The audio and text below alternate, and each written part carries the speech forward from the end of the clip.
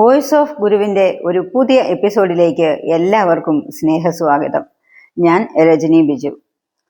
ഓം ശ്രീനാരായണ പരമഗുരവേ നമഃ. ഓം ശ്രീ ശാരദാംബായേ നമഃ. ആചാര്യപാദങ്ങളിൽ പ്രണാമം. ഭഗവാന്റെ ഈ മധുരവാണികളെ ശ്രവിക്കുവാൻ ഭാഗ്യം ലഭിച്ച എല്ലാ സുഹൃത്തുക്കൾക്കും എൻ്റെ വിനീത നമസ്കാരം. ഗുരുസാഗരം ആധ്യാത്മിക കുടുംബ മാസികയിലെ പങ്ക്തികളെ പരിചയപ്പെടുത്തുകയാണ് വോയിസ് ഓഫ് ഗുരു എന്ന ഈ ചാനൽ. ഓരോ ആഴ്ചയും ഓരോ പങ്ക്തികളെ നിങ്ങൾക്കായി ഞങ്ങളിവിടെ വായിച്ചു കേൾപ്പിക്കുകയാണ്. നമ്മൾ എല്ലാവരും ഭഗവാൻ ശ്രീനാരായണ ഗുരുദേവന്റെ ചിത്രം വെച്ച് ആരാധിക്കുന്നവരാണല്ലേ. ചിത്രമോ ഫോട്ടോയോ പ്രതിമയോ ഒക്കെ നമ്മൾ ഉപയോഗിക്കാറുണ്ട്. ശരിക്കും അതൊക്കെ യഥാർത്ഥ രൂപം തന്നെയാണോ എന്ന് എപ്പോഴെങ്കിലും ആലോചിച്ചിട്ടുണ്ടോ? ഭഗവാന്റെ ശരിയായ രൂപം ഭഗവാൻ സശരീരനായിരുന്ന കാലത്ത് തന്നെ തലശ്ശേരിയിൽ സ്ഥാപിച്ചിട്ടുണ്ട്, തലശ്ശേരി ജഗന്നാഥ ക്ഷേത്രത്തിൽ. അതിനെക്കുറിച്ചുള്ള വിവരങ്ങളാണ് ഇന്നിവിടെ നിങ്ങളുമായി പങ്കുവയ്ക്കുന്നത്. 2020 മാർച്ച് ലക്കം ഗുരുസാഗരം മാസികയുടെ ചീഫ് എഡിറ്ററും ശ്രീനാരായണ ഗുരു വിദ്യാപീഠം ആചാര്യനുമായിരിക്കുന്ന ശ്രീ സജീവ് കൃഷ്ണൻ സാർ എഴുതിയ കവർ സ്റ്റോറിയാണ് ഞാൻ ഇന്നിവിടെ നിങ്ങൾക്കായി വായിക്കുന്നത്. ഒരു ഗുരുപ്രതിമയും ചില വീണ്ടുവിചാരങ്ങളും. തലശ്ശേരി ജഗന്നാഥന്റെ ഇടതുകൈ ദൂരത്ത് ജഗന്നാഥനും നാഥനായ ഭഗവാൻ ശ്രീനാരായണ ഗുരുവിന്റെ പ്രതിമ സ്ഥാപിക്കപ്പെട്ടിട്ട് ഈ മാർച്ച് 13-ന് 93 വർഷം തികയുന്നു. 1927 ശ്രീനാരായണ ഗുരു സശരീരനായിരിക്കുമ്പോൾ ഭഗവാന്റെ അനുമതി വാങ്ങിക്കൊണ്ട് ശിഷ്യർ പണി കഴിപ്പിച്ച് പ്രതിഷ്ഠിച്ച പഞ്ചലോഹ പ്രതിമയാണ് തലശ്ശേരിക്ക് തിലകക്കുറിയായി നൂറ്റാണ്ടിനോടടുക്കുന്നത്. അതിനു മുമ്പും അതിനുശേഷവും ഇങ്ങനെ ഒരു ലക്ഷണമൊത്ത പ്രതിമ നിർമ്മിക്കാൻ ആർക്കും സാധിച്ചിട്ടില്ല എന്നതാണ് തലശ്ശേരി പ്രതിമയുടെ പ്രത്യേകത. തലശ്ശേരിയിലെ ഗുരുപ്രതിമയെ പക്ഷെ ലോകം വേണ്ടത്ര ശ്രദ്ധ നൽകി പഠിച്ചിട്ടില്ല എന്നതാണ് സത്യം. അതുകൊണ്ട് ഈ ലക്കം കവർ സ്റ്റോറി തലശ്ശേരിയിലെ ഗുരുപ്രതിമയെ ആപാദചൂഡം ദർശിക്കാൻ ഗുരുവിന്റെ അനുമതി തേടിക്കൊണ്ട് ഒരു ശ്രമം നടത്തുകയാണ്. കാഴ്ചകൾ പലതും പണ്ടേ ഉള്ളതാണെങ്കിലും ചിലതൊക്കെ ചൂണ്ടിക്കാട്ടുമ്പോൾ മാത്രമേ നാം തിരിച്ചറിയാറുള്ളൂ. അത്തരമൊരു ചൂണ്ടിക്കാട്ടൽ നേരത്തെ ചെയ്തിരുന്നെങ്കിൽ ഇന്ന് തലശ്ശേരിയിലെ ആദ്യ ഗുരുപ്രതിമ ആഗോള ശ്രദ്ധ നേടുമായിരുന്നു. അതിനെ മാതൃകയാക്കി പ്രതിമ നിർമ്മിക്കാൻ മലയാളികൾ തയ്യാറാകുമായിരുന്നു. അത് സംഭവിക്കാതെ പോയതുകൊണ്ടാണ് കേരളത്തിനകത്തും പുറത്തും സിമന്റ് ബൊമ്മകളെ ഗുരുവിന്റെ നാമത്തിൽ നമുക്ക് തൊഴുതു നിൽക്കേണ്ടി വരുന്നത്. വഴിവക്കിലെ ചെറു കുശിനിപ്പുരകളിൽ മഞ്ഞ പുതച്ചിരിക്കുന്ന സിമന്റ് പ്രതിമകൾ ഒരു തലമുറയെ തന്നെ ഗുരുവിൽ നിന്ന് അകറ്റിക്കഴിഞ്ഞു. ഗുരുവിനെ ബൊമ്മക്കൊലുവാക്കി പരിഹസിക്കുന്നതിൽ ഗുരുഭക്തർ എന്ന് വിളിക്കപ്പെടുന്ന സമൂഹത്തിന് ഒരു കുറ്റബോധവും തോന്നാത്ത അവസ്ഥ സംജാതമായിരിക്കുന്നു. ഇനിയും ഇത് സഹിക്കാവുന്നതെങ്ങനെ? 50 പിന്നിട്ടവരുടെ ഗുരുവാണ് ഇന്ന് ശ്രീനാരായണ ഗുരു.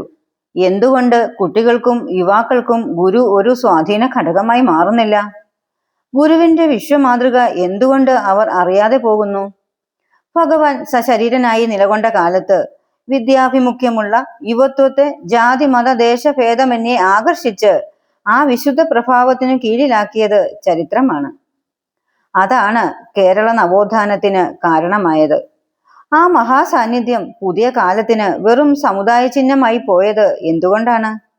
ഗുരുവിനെ അറിയിക്കാൻ ആളില്ലാതെ പോയതുകൊണ്ട്, അതിന് ശ്രമിച്ചവരെയൊക്കെ ഒറ്റപ്പെടുത്തി ഒതുക്കിയതുകൊണ്ട്. ഗുരു നമ്മുടെ ആവശ്യങ്ങൾ സാധിക്കാനുള്ള ഒരു സ്വാധീന ശക്തി എന്ന നിലയിൽ നിന്ന് നമ്മെ നയിക്കുന്ന വിശ്വമഹാസത്യം എന്ന നിലയിലേക്ക് ഉൾക്കൊള്ളാനുള്ള വെളിച്ചം ഗുരുവിനെ അനുഗമിച്ചവരിൽ ഉദിക്കാത്തതുകൊണ്ട്, ലോകം കൂടുതൽ സ്വാർത്ഥരായി പോയതുകൊണ്ട്. ഇങ്ങനെ ഒരുപാട് കാരണങ്ങൾ നമുക്ക് കണ്ടെത്താൻ സാധിക്കും. നമ്മൾ ഒന്നോർക്കണം, ഇത് ബാഹ്യ വസ്തുക്കളിൽ ആകർഷിക്കപ്പെടുന്ന ഇന്ദ്രിയ ജ്ഞാനികളുടെ ലോകമാണ്. അവർക്ക് രൂപത്തിലാണ് ആദ്യ ആകർഷണം. പുരുഷ സൗന്ദര്യത്തിന്റെ പ്രത്യക്ഷ മൂർത്തിയായിരുന്നു ഗുരുവെന്ന് ആ ദിവ്യ സാന്നിധ്യം ഒരിക്കലെങ്കിലും അനുഭവിച്ചവർ സാക്ഷ്യപ്പെടുത്തിയിട്ടുണ്ട്. വശ്യതയാർന്ന ആത്മീയ ചൈതന്യം കൊണ്ടാണ് ഗുരു ലോകത്തെ തന്നിലേക്ക് അടുപ്പിച്ചത്. തന്റെ ചിത്രമെടുക്കാനും പ്രതിമ വയ്ക്കാനും ഭഗവാൻ അനുവദിച്ചതു തന്നെ ആ രൂപം ദർശിക്കുന്നത് മനുഷ്യരിൽ മാറ്റമുണ്ടാക്കാൻ പോന്നതാണെന്നതുകൊണ്ടാണ്.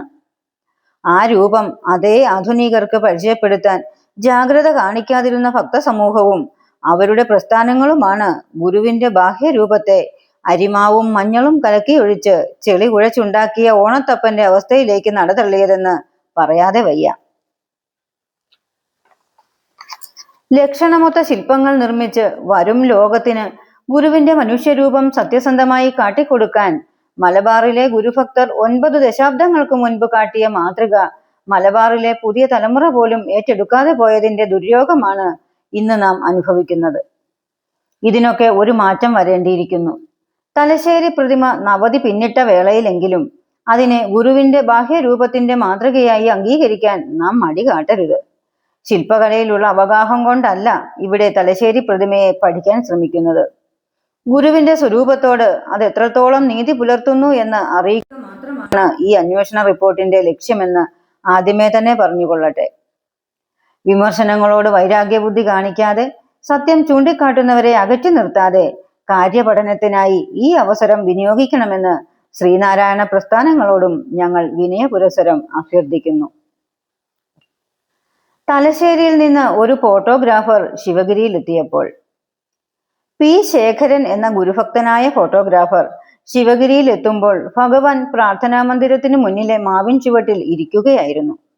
പ്രതിമാ നിർമ്മാണത്തിനായി മൂർക്കോത്ത് കുമാരന്റെ നേതൃത്വത്തിൽ മുമ്പേ തന്നെ ഗുരുവിനെ ദർശിച്ച് അനുമതി വാങ്ങിയിരുന്നു. അതിനാൽ ശേഖരന് ഗുരുവിനോട് അങ്ങോട്ടൊന്നും പറയേണ്ടി വന്നില്ല. ശേഖരൻ വന്ന് ഫോട്ടോയ്ക്ക് അനുമതി ചോദിച്ച് വന്ദിച്ചു. നാണയത്തിലൊക്കെ കാണുന്ന വിധം ചരിഞ്ഞിരിക്കുന്ന ചിത്രമാണ് വേണ്ടത് അല്ലേ എന്ന ചോദ്യം കൊണ്ടാണ് ശേഖരനെ ഗുരു സ്വാഗതം ചെയ്തത്. തന്റെ മനസ്സിലിരിപ്പ് ഗുരു വായിച്ചതിൽ ശേഖരന് എന്തെന്നില്ലാത്ത നിർവൃതി തോന്നി. ചരിഞ്ഞിരിക്കുന്നത് മാത്രമല്ല, മുൻഭാഗത്തു നിന്നും വശങ്ങളിൽ നിന്നും പിൻഭാഗത്തു നിന്നും ഒക്കെയായി 6ഓളം പോസുകളിൽ ശേഖരൻ പടമെടുത്തു. യോഗീഭാവത്തിന്റെ സഗൗരവ അവസ്ഥയിലായിരുന്നു ഗുരു ആ സമയം ഇരുന്നിരുന്നത്. ആ ഇരിപ്പിനെ കുറിച്ച് പിന്നീട് ശേഖരൻ പറഞ്ഞിട്ടുണ്ട്. അടുക്കാനാവാത്ത പ്രഭ ആ ദേഹം മുഴുവൻ നിറഞ്ഞു നിന്നിരുന്നു. നടു വളച്ചാണ് ഇരുന്നത്. കൈകൾ മുദ്രയൊന്നും പിടിക്കാതെ വിരലുകൾ തമ്മിൽ കൊരുത്ത് മടിയിൽ വെച്ചിരുന്നു. ആ നട്ടെല്ല് കാണാമായിരുന്നു. നട്ടെല്ലിന്റെ നടുഭാഗം വളഞ്ഞും മുകൾ ഭാഗം മുൻപോട്ടാഞ്ഞ് തല ഉയർത്തിപ്പിടിച്ച നിലയിലായിരുന്നു ഗുരുവിന്റെ ഇരിപ്പ്. ഒരു വശത്തുനിന്ന് നോക്കിയാൽ കാലത്തിന്റെ കവാടം തുറന്ന് കാലസ്വരൂപനായ യുഗപുരുഷൻ പ്രപഞ്ചത്തിന്റെ ബോധ ചൈതന്യത്തിലേക്ക് നോക്കി ലയം പകർന്നിരിക്കുന്ന അനുഭവം. ആ പ്രഭാവം എത്രത്തോളം തനിക്ക് പകർത്താൻ സാധിക്കും? തന്റെ ഫോട്ടോഗ്രഫി എന്ന സങ്കേതം ഗുരുവിന്റെ രൂപം പകർത്തുന്നതിൽ അപര്യാപ്തമായല്ലോ എന്ന് വ്യസനിച്ചു നിൽക്കുമ്പോഴാണ് ഗുരുവിന്റെ പരീക്ഷണ ചോദ്യങ്ങൾ ശേഖരന് നേർക്ക് വന്നത്. ആ കാണുന്ന മാവ് കണ്ടുവോ? കണ്ടു. അതിന്റെ കൊമ്പിൽ ഒരു മാങ്ങ കിടക്കുന്നത് കാണാമോ? കാണാം സ്വാമി. മാമ്പഴത്തിന്റെ പടം പിടിക്കാമോ? പടം എടുക്കാം. അതിന്റെ രസപ്പടം പിടിക്കാമോ? ശേഖരൻ കുടുങ്ങി. സാധിക്കില്ല തൃപ്പാദങ്ങളെ എന്ന് പറഞ്ഞു. ഗുരു അർത്ഥഗർഭമായി പുഞ്ചിരിച്ചു. പിന്നെ മൗനത്തിലാണ്ടു. ബാഹ്യലോകത്തെ പകർത്താനും അറിയാനുമുള്ള യന്ത്ര സംവിധാനങ്ങളാണ് ശാസ്ത്രം കണ്ടെത്തിയിരിക്കുന്നത്. ചിത്രകലയും ശില്പകലയും ബാഹ്യരൂപത്തെ തന്നെയാണ് പകർത്തുന്നത്. എന്നാൽ ചില ഭാവങ്ങൾ നൽകി വരയ്ക്കപ്പെട്ടയാൾക്ക് ആന്തരിക സത്തയുണ്ടെന്ന് കാണിക്കാൻ അവയ്ക്ക് സാധിക്കും. അതും പരിമിതി തന്നെയാണ്. നമ്മുടെ പടം പിടിക്കാൻ നാം അനുവദിക്കുന്നു, ശില്പമുണ്ടാക്കാനും എതിർപ്പ് കാട്ടുന്നില്ല. എന്നാൽ ഈ ബാഹ്യരൂപങ്ങൾ കൊണ്ട് പ്രത്യേകിച്ച് കാര്യമില്ല. നമ്മിലെ സത്തയെ അറിയണം. രൂപമല്ല, സത്തയാണ് ഗുരു എന്ന് വ്യക്തമാക്കുന്നതായിരുന്നു ആ ചെറു ചോദ്യം. വിഗ്രഹാരാധകർക്ക് തിരിച്ചറിവ് നൽകുന്നതായിരുന്നു ആ വാക്കുകൾ.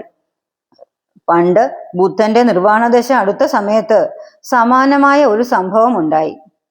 ബുദ്ധൻ തന്റെ നിർവാണം നേരത്തെ പ്രവചിച്ചു. അതോടെ ഭക്തർക്കും ശിഷ്യർക്കും വ്യസനമായി. ബുദ്ധൻ ചോദിച്ചു, ജനിച്ചതെല്ലാം മരിക്കുമെന്ന് നിങ്ങൾക്കറിവുള്ളതല്ലേ, പിന്നെ എന്തിന് സങ്കടം? അങ്ങു പോയാൽ ഞങ്ങൾക്ക് ആരാണ് രക്ഷകൻ എന്നോർത്താണ് സങ്കടം. അതിന് ബുദ്ധൻ ഇങ്ങനെ മറുപടി നൽകി, നാം ജീവിച്ചിരുന്നാലും നിങ്ങൾ നമ്മുടെ ധർമ്മം ആചരിക്കുന്നില്ലെങ്കിൽ ആർക്കും നിങ്ങളെ രക്ഷിക്കാൻ സാധിക്കില്ല. ഞാൻ മരിച്ചാലും നിങ്ങൾ എന്റെ ധർമ്മം ആചരിച്ചാൽ ആ ധർമ്മം തന്നെ നിങ്ങളെ രക്ഷിക്കും. ഇതായിരുന്നു ഗുരുവിനും നമ്മളോട് പറയാനുണ്ടായിരുന്നത്. ഒരു ഭാഗത്ത് യാഥാർത്ഥ്യം പറഞ്ഞിട്ട് ഭക്തരുടെ അഭീഷ്ടം കൂടി മറുഭാഗത്ത് സാധിച്ചു കൊടുക്കുക എന്നതായിരുന്നു ഗുരുവിന്റെ രീതി. അതിലൂടെയും തന്നിലെ സത്തയിലേക്ക് ഗുരു തിരിനീട്ടിയിടുമായിരുന്നു. ഗുരു നൽകിയ ആചാരങ്ങളെല്ലാം തന്നെ പുറമേ അനുഷ്ഠാനമായി നടത്താവുന്നതാണെങ്കിലും അവയ്ക്കെല്ലാം സത്യവസ്തുവിലേക്ക് ഒരു പാലമിട്ടിരിക്കും. അതേപോലെയാണ് ആദ്യ പ്രതിമയ്ക്കായി ഫോട്ടോയ്ക്ക് ഇരുന്നു കൊടുത്തത്. സത്യബോധമാണ് ദൈവം. സത്യദർശിയുടെ മൗനം ബോധം നിറഞ്ഞനുഭവിക്കുന്ന അവസ്ഥയാണ്. ശേഖരൻ എടുത്ത ചിത്രങ്ങളിലെല്ലാം ബോധസത്യത്തിൽ നിറഞ്ഞിരിക്കുന്ന ഗുരുവിന്റെ ഗൗരവമാർന്ന പ്രകൃതമാണ് കാണാൻ സാധിക്കുന്നത്. ഈ ഭാവത്തിലാണ് ലോകം തന്നെ അറിയേണ്ടത് എന്ന ഗുരു നിശ്ചയമായിരുന്നു അതിനു പിന്നിൽ. നട്ടെല്ലു നിവർത്തി ചിന്മുദ്ര പിടിച്ചിരിക്കുന്ന യോഗിയല്ല, എല്ലാ മുദ്രാവസ്ഥകളെയും യോഗ പരിശീലന സങ്കേതങ്ങളെയും കടന്ന് ലക്ഷ്യത്തിലെത്തിയതിന്റെ ശാന്തതയാണ് ഗുരുവിൽ കാണുന്നത്. അതാണ് നട്ടെല്ലു വളച്ചുള്ള ആ ഇരിപ്പും മുദ്ര പിടിക്കാതെ പരസ്പരം കൊരുത്തുവെക്കുന്ന കൈയും. പ്രീതിപ്പെടുത്തുന്ന ഭക്തനെ അനുഗ്രഹിക്കുന്ന വിധം കൈ അഭയമുദ്രയിലാക്കുന്നില്ല ഗുരു. അങ്ങനെയും ചില പ്രതിമകൾ ഗുരുവിൻ്റെതായി നിർമ്മിച്ച് പ്രതിഷ്ഠിച്ചിട്ടുണ്ട് കേരളത്തിൽ ചിലയിടങ്ങളിൽ. ശിശിരി കുർവതേ ശാന്തൈ കടാക്ഷേ ശിഷ്യസഞ്ചയാൻ എന്ന് ശിവലിംഗദാസ സ്വാമികൾ എഴുതിയ വരികൾ പോലും വായിക്കാത്തവരാണ് അങ്ങനെ ചെയ്യുന്നത്. ശിശിരത്തിലെ തണുത്ത കാറ്റുപോലെ ശാന്തമായ നോട്ടം കൊണ്ട് ശിഷ്യരുടെ എല്ലാവിധ സംശയങ്ങളും അകറ്റി ആത്മസുഖം നൽകുന്നവനാണ് ഗുരു. ഗുരുവിന് അനുഗ്രഹിക്കാൻ കൈയും കാലും ഒന്നും ഉയർത്തി മുദ്ര പിടിക്കേണ്ടതില്ല. അതൊക്കെ സങ്കല്പദേവന്മാർ ചെയ്തുകൊള്ളും. ഗുരു സങ്കല്പമല്ല, സത്യമാണ്. ഗുരുവിന്റെ സാന്നിധ്യമാണ് ലോകർക്ക് അനുഗ്രഹമായിരിക്കുന്നത്. താൻ എടുത്ത ചിത്രങ്ങൾ വാഷ് ചെയ്ത് പ്രിന്റ് എടുത്ത് ശേഖരൻ മൂർക്കോത്തിനു നൽകി. മൂർക്കോത്ത് അത് പ്രതിമാ നിർമ്മാണത്തിന് ചുമതലപ്പെടുത്തിയ പ്രൊഫസർ തവർലിക്കും കൈമാറി. ഗുരുവിന്റെ വ്യത്യസ്ത പോസിലുള്ള ചിത്രങ്ങൾ ദിവസങ്ങളോളം വെറുതെ നോക്കിക്കൊണ്ടിരിക്കലായി തവർലിയുടെ പരിപാടി. നോക്കിയാൽ കണ്ണെടുക്കാനാവാത്ത വിധമാണ് ആകർഷണം. സമയം കടന്നു പോകുന്നത് അറിയില്ല. മനസ്സ് ശാന്തമാകുകയും ആത്മാവിൽ സുഖം തോന്നുകയും ചെയ്യുന്ന ദർശനമാണത്. ഏതോ നിമിഷത്തിൽ തവർലി എന്ന സായിപ്പിന്റെ ഉള്ളിൽ ഗുരു ചൈതന്യം കടന്നു കൂടിയിട്ടുണ്ടാവണം. ഫോട്ടോയിൽ കണ്ട രൂപത്തോട് താതാത്മ്യം പ്രാപിക്കുന്ന വിധമായിരുന്നു ശില്പവിദ്യാ പ്രയോഗം. വെങ്കലത്തിൽ ചെയ്യണമെന്ന് മൂർഖോത്താണ് നിർബന്ധം കാട്ടിയത്. ഏറെക്കാലം നിലനിൽക്കണം എന്നതായിരുന്നു ആഗ്രഹം. അതിന് കേടുപാടുകൾ വന്നുകൂടാ. പിന്നെ ആർക്കും അതിൽ തിരുത്തൽ വരുത്താൻ ആവില്ല. അതിനാൽ ജാഗ്രത വേണം, ഭക്തി വേണം, ഗുരുവിൽ സമർപ്പിക്കണം എന്നിങ്ങനെ ഒരുപാട് നിർദ്ദേശങ്ങൾ ശില്പിക്ക് നൽകിയതും മൂർഖോത്താണ്. തവർലിക്ക് പിടികൊടുക്കാതെ ഗുരുവിന്റെ യോഗനയനങ്ങൾ. ഗുരുപ്രതിമാ നിർമ്മാണത്തിൽ ശില്പിക്ക് ഒട്ടും പിടികൊടുക്കാതിരുന്നത് ഭഗവാന്റെ നയനങ്ങളായിരുന്നു. ആ നോട്ടം പകർത്താൻ പറ്റുന്നില്ല. എത്ര ശ്രമങ്ങൾ, പ്രാർത്ഥന, ധ്യാനം എന്നിവയൊന്നും അനുഷ്ഠിച്ചിട്ടും ലക്ഷ്യം കണ്ടില്ല. രസപ്പടം എടുക്കാനാവാതെ നിസ്സംഗനായി നിന്ന ഫോട്ടോഗ്രാഫർ ശേഖരന്റെ അതേ അവസ്ഥയിലായി തവർലി. ഒടുവിൽ ഒരു തന്ത്രം പ്രയോഗിച്ചു. നേത്രോന്മീലനം വേണ്ട, ധ്യാനാവസ്ഥയിൽ കണ്ണുകൾ അടഞ്ഞിരിക്കുന്ന വിധം ശില്പം പൂർത്തിയാക്കി. ഒരു ശില്പിയും ലോകത്ത് തന്റെ ശിലാപുരുഷനോട് ഇങ്ങനെ തോറ്റുപോയിട്ടില്ല. ദൈവത്തിന്റെ കണ്ണ് എല്ലാം കാണുന്ന കണ്ണാണ്. അത് ഉണ്ടാക്കാൻ മനുഷ്യന് സാധിക്കുമോ? അടഞ്ഞിരിക്കുന്ന കണ്ണിലേക്ക് സൂക്ഷിച്ചു നോക്കുന്നവർ അവരുടെ സങ്കല്പത്താൽ അത് തുറന്നിരിക്കുന്നു എന്ന് അനുഭവിക്കട്ടെ. അല്ലെങ്കിലും ഒരു കൺപോളയ്ക്കും ഗുരുവിന്റെ കാഴ്ച മറയ്ക്കാനാവുമോ?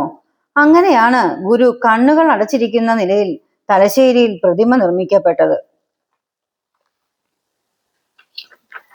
ശരിക്കും നമ്മൾ എല്ലാവരും ഒരു പ്രാവശ്യമെങ്കിലും പോയി കണ്ടിരിക്കേണ്ടതാണ് തലശ്ശേരിയിലെ ഗുരുവിന്റെ പ്രതിമ എന്ന് പറയുന്നത്. ശ്രീനാരായണ ഗുരുദേവൻ മഹാസമാധി പ്രാപിച്ചിട്ട് 9 ദശാബ്ദമേ പിന്നിട്ടിട്ടുള്ളൂ. ഗുരുവിനെ നേരിൽ കണ്ടവർ ഇപ്പോഴും ഇവിടെ ജീവനോടെ ഉണ്ട്. എന്നിട്ടും ഗുരുവിന്റെ രൂപത്തെ സംബന്ധിച്ച് ഇവിടെ ആർക്കും ഒരു ധാരണയും ഇല്ലാത്ത അവസ്ഥയാണ്. ഗുരുവും ശിഷ്യരും ചേർന്നെടുത്ത ഫോട്ടോകൾ ഏറെയുണ്ട്. എന്നിരുന്നാലും കശുമാങ്ങ പോലെ ഇരിക്കുന്ന ശിവകാശിയിൽ അച്ചടിച്ച ഒരു മഞ്ഞപ്പടം ഫ്രെയിം ചെയ്ത് വീട്ടിൽ വയ്ക്കാൻ ഒരു മടിയുമില്ലാത്തവരാണ് ഇവിടുത്തെ ഗുരുഭക്തർ. ദേ ഗുരുസ്വാമി എന്ന് പറഞ്ഞ് 2 തലമുറ കുഞ്ഞുങ്ങൾക്ക് അവർ അത് കാണിച്ചു കൊടുത്തു വളർത്തിയിട്ടുമുണ്ട്. ഈ മഞ്ഞരൂപമായിട്ടാണ് ഗുരു ഒരു കുഞ്ഞിന്റെ ഉള്ളിൽ കിടക്കുന്നത്. 5 വയസ്സുവരെ ദേവനെ പോലെ വളർത്തണം കുഞ്ഞിനെ എന്നാണ് ഗുരു മൊഴിഞ്ഞത്. ദേവനോട് നുണ പറയാൻ പാടില്ല. ദേവത്വം നിറഞ്ഞിരിക്കുന്ന ആ മനസ്സിലേക്ക് നല്ലതേ നൽകാവൂ.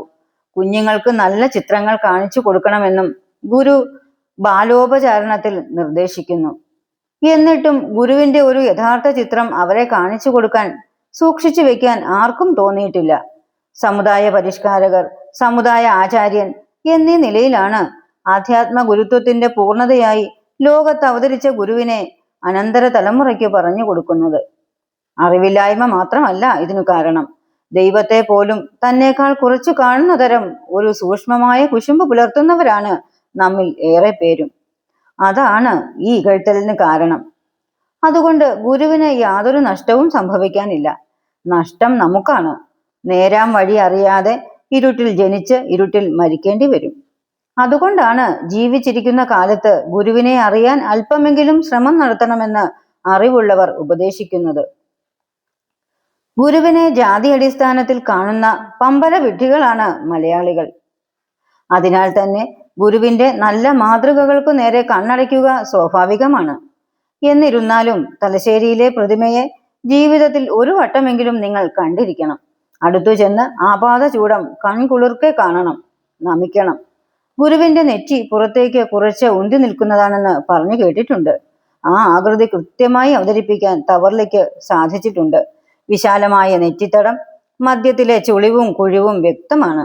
പുരികത്തടം ഉയർന്നതാണ്, കൺകുഴി കുത്തനെ ഉള്ളതും. നീണ്ടു ഭംഗിയുള്ളതാണ് മൂക്ക്, ചുണ്ടുകൾ ലക്ഷണമൊത്തതും. അശേഷം ദുർമേധസില്ലാത്ത പേശീബലമുള്ള ദേഹവും മുഖവുമായിരുന്നു ഗുരുവിൻ്റേത്. ഇപ്പോൾ ചില ചിത്രങ്ങളിൽ കാണുന്നത് പോലെ രോമക്കാട് നിറഞ്ഞ നെഞ്ച് ഗുരുവിൻ്റേതല്ല. നിങ്ങളിൽ സംശയമുള്ളവർ കുളത്തൂർ കോലത്തുകരയിൽ ഗുരുവിനെ നേരിട്ട് നോക്കി വരച്ച ആ പ്രശസ്തമായ ചിത്രം കാണുക. അശേഷം രോമമില്ലാത്ത നെഞ്ചും കൈകളുമാണതിൽ. തലശ്ശേരി പ്രതിമ കണ്ടാലും ഇക്കാര്യം പിടികിട്ടും. നീണ്ടു മെലിഞ്ഞ കൈകളും നീണ്ട വിരലുകളുമായിരുന്നു ഭഗവാൻ ഉണ്ടായിരുന്നത്. കാൽപാദങ്ങൾ നോക്കുക, നീളമുള്ള വിരലുകൾ കാണാം. നാം ഗുരുവിൻ്റേതെന്ന് കരുതി വരയ്ക്കുന്ന ചിത്രങ്ങളിലെ കാൽവിരലുകളും ഗുരുവിന്റെ പ്രതിമയിലെ വിരലുകളും നോക്കുക. വ്യത്യാസം കണ്ടറിയുക.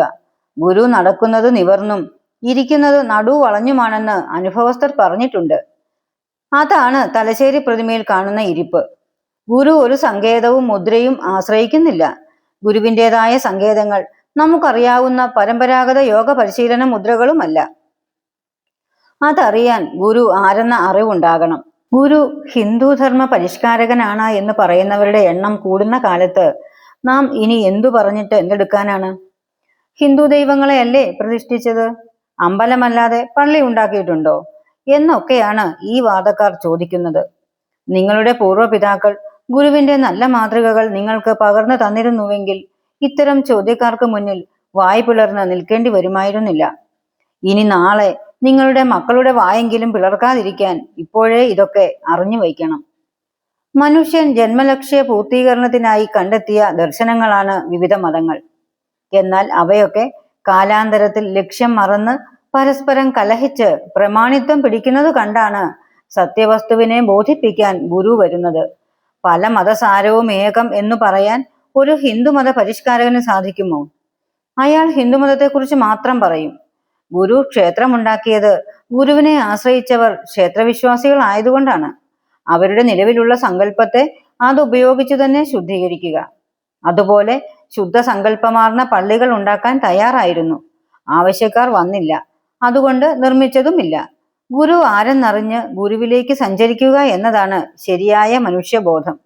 അല്ലാതെ തൻ്റെ വികല സങ്കല്പങ്ങളിലേക്ക് ഗുരുവിനെ കൊണ്ടുവന്ന് പ്രതിഷ്ഠിക്കലല്ല ഇക്കാര്യങ്ങൾ നമ്മെ ബോധിപ്പിക്കാൻ തലശ്ശേരിയിലെ പ്രതിമയ്ക്ക് സാധിക്കുന്നുണ്ട്. പ്രതിമയിൽ നിറയുന്ന മൗന ഖനാമൃതം.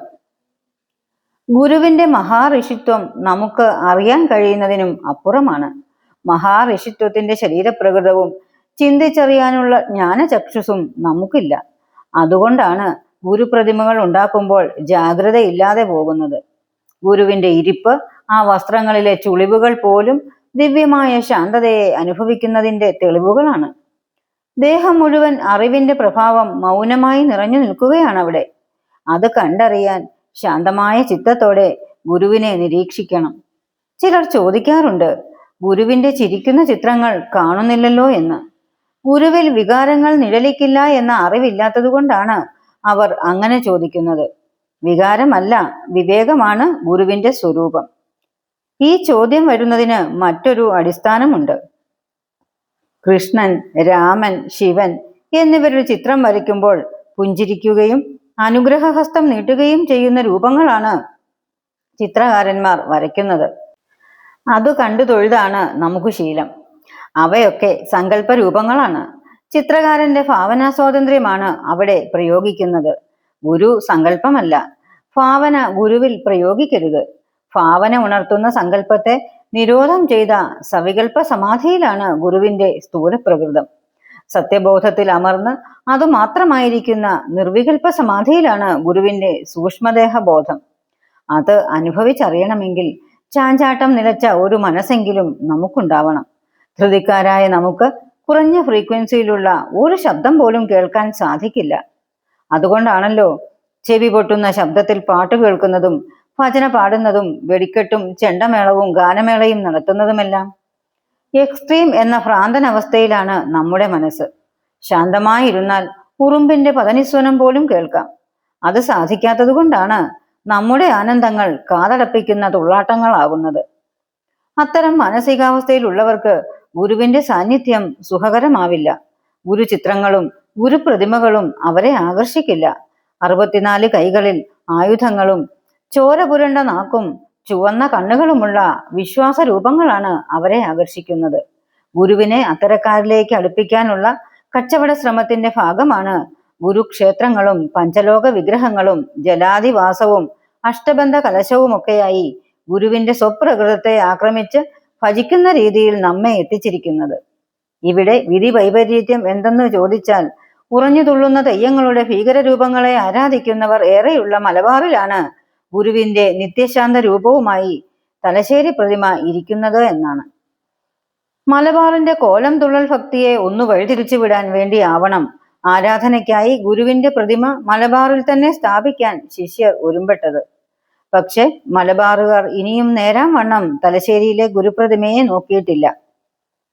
അവരിതൊന്നും കണ്ടിട്ടുമില്ല. അതാണ് വാസ്തവം. അവർ ശരിക്ക് കാണാത്തത് കൊണ്ടാണ് മറ്റു ദേശക്കാരെ ഇതൊന്ന് വിളിച്ചു കാണിക്കാനും അവർക്ക് തോന്നാത്തത്. ഗുരുവിനെ ഉൾക്കൊണ്ട് ജീവിക്കാനുള്ള ലാഘവം എന്ന് നമ്മുടെ ഹൃദയത്തിനുണ്ടാകുന്നോ അന്നേ ഗുരുപ്രഭാവം നമ്മിൽ അനുഭവമാവുകയുള്ളൂ. ഇതോടെ ഇന്നത്തെ വായന പൂർണ്ണമാകുന്നു. ഇത് നിങ്ങൾക്ക് ഇഷ്ടമായി എന്ന് കരുതുന്നു. എങ്കിൽ തീർച്ചയായും ഞങ്ങളെ സപ്പോർട്ട് ചെയ്യുക. ലൈക്ക് ചെയ്യാനും ഷെയർ ചെയ്യാനും സബ്സ്ക്രൈബ് ചെയ്യാനും മറക്കരുത്. ഗുരുസാഗരം മാസിക വായിക്കാനും വരിക്കാരാവാനും സ്ക്രീനിൽ കാണുന്ന നമ്പറിൽ ബന്ധപ്പെടുക. ഗുരുസാഗരം മാസിക ഇപ്പോൾ ഡിജിറ്റലായും വായിക്കാവുന്നതാണ്. www.guruSagaram.com എന്ന വെബ്സൈറ്റിൽ ഓൺലൈനായും മാസിക വായന ആസ്വദിക്കാവുന്നതാണ്. പുതിയ വിഷയങ്ങളുമായി അടുത്തയാഴ്ച വീണ്ടും കാണാം. നമസ്തേ.